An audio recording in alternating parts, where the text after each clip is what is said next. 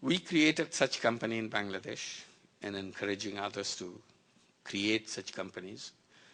One company drew a lot more attention than others. That's a company that we jointly did in Bangladesh with Danone. Danone is the company which produces the yogurt or the milk products or the water, Evian water. So we had a joint company with them. We proposed to them, why don't we create a Grameen Danone company in Bangladesh? And our idea of creating this company is to produce yogurt, but for a very special purpose. There are lots of malnourished children in Bangladesh because of poverty, because of lack of ability of the parents to feed the children well. So the children grow up extremely malnourished.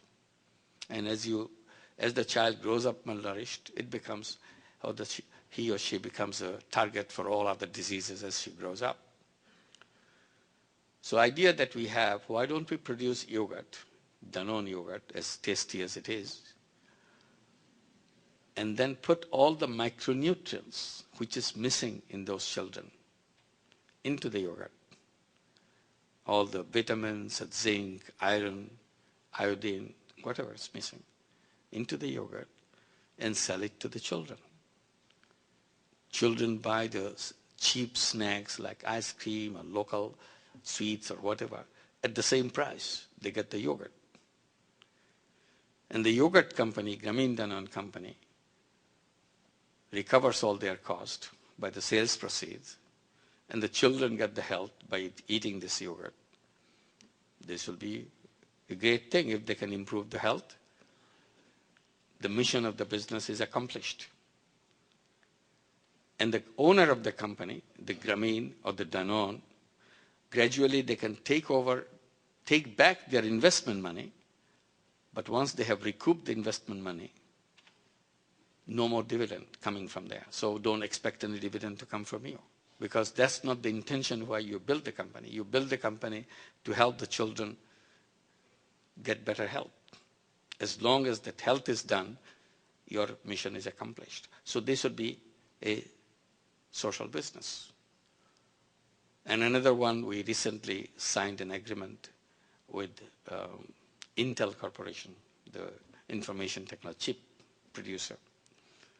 The chairman of Intel visited us in Bangladesh, and we discussed that, and out of that discussion, this idea of creating an Intel Grameen company as a social business to bring information technology to the poorest people in a way they can change their own life, redesign the whole gadgets and the ways of handling it and bringing information on healthcare and education and everything that is possible to the children and to the families of poor people, and help them change their own life. And there, Intel doesn't get any out of it. Grameen doesn't get any dividend out of it, but it brings the information technology to the poorest people and runs as a business, earns enough to pay for all the expenses they incur. So these are the examples that we would like to carry on in terms of social business, in healthcare, in education, in bringing good quality drinking water to the poor people or people who don't have that access to pure drinking water. So we need to address these issues as a separate improvement into the overall structure of the economy that we have in our thinking process, the way we do that. And once we accept the idea of social business, many other steps need to be taken. One of such steps will be in the university. You have to teach another course, social business. And now we have the business school which produces MBAs. And these are the young people, like you are, many of you probably are studying to get the MBA degree. And MBAs are prepared, the young people are prepared to go out and help the profit maximizing companies to make more profit. That's where they are getting ready to do that. So we need another department which will be teaching social MBAs to go out and make sure your company reaches out to the people that you want to reach and help them change their life in a social business way. And design social businesses. What is the problem? How do you design that? This is one of the challenge. Young people will be designing social business plans so that this works out both ways. It's a beautiful program. It helps people. It runs as a business. So that will be a wonderful thing. And once we can introduce that, it becomes very powerful, because today we can help people only through charities, through the foundation activities. And charities or foundation activities, when you use a dollar, that dollar has only one life. If you use that, it's done. It achieves the goal, but you cannot reuse this dollar. You cannot take it back again. You have done it, it's gone. But in social business, dollar keep coming back. It continues to recycle. So you reach out to more people. And life of that dollar becomes endless, because it never disappears.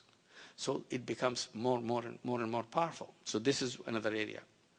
And the other area that we have to work is in the stock market. Today, the only stock market we have where we can go and find a company where we can become rich overnight.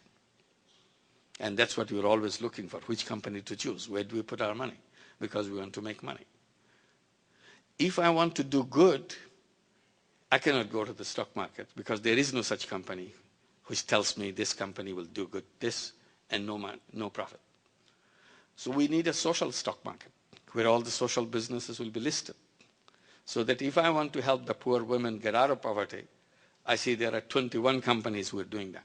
And I want to choose the best, where they are doing most effectively, most dedicatedly committed people and getting good results. So I want to put my money there, so that I can help more people coming out of poverty, more women coming out of poverty, and so on. More children out of the street. That's if there's a company doing it, I would like to put my money in.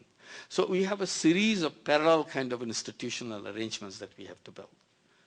Then we have a world where we can now reach out to all the problems ourselves, instead of dumping all the problems on the shoulder of the government.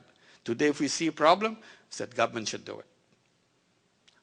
We citizens are as powerful, sometimes more powerful than the government, because we are more innovative than the government. We are quick in action. Government takes a lot of time before they can make a decision. And then it gets stuck with the bureaucracy and so on. But we are free as individual citizens. We can build out things and address maybe a little corner of the world, maybe a little corner of our country, but we have demonstrated it. Once we have demonstrated it, then it can be replicated by anybody. It becomes very powerful. Like we replicate microcredit, for example. Now that microcredit idea has spread all over the world. And some countries, people invite us to help them set up microcredit program, because they have lots of questions, lot of worries whether it will work in their country or not. And we tell them, why don't you give us a challenge? We come and set it up for you.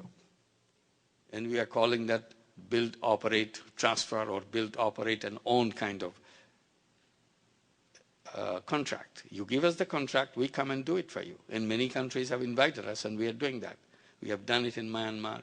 We have done it in Kosovo. We are doing it in Turkey, in Zambia, in Tanzania, in Costa Rica, in Guatemala, in India, so in China. So there's a lot of countries where we are invited to do this. And now recently we invited ourselves. Nobody invited us as such, to do it in Queens, in New York. So same way we build, operate, and build up a Grameen program within the USA, right here in New York City, in Queens. We're starting out with the Queens. So I was telling them, the Queens, that the Queens is the Jobra of USA. Jobra was the first village where we worked when I was in the university. So now Queens becomes our Jobra, where we start building it up. Because this has an interesting challenge here. Because this is a country with such a sophisticated banking, but at the same time you see pawn shops everywhere. This doesn't sound right.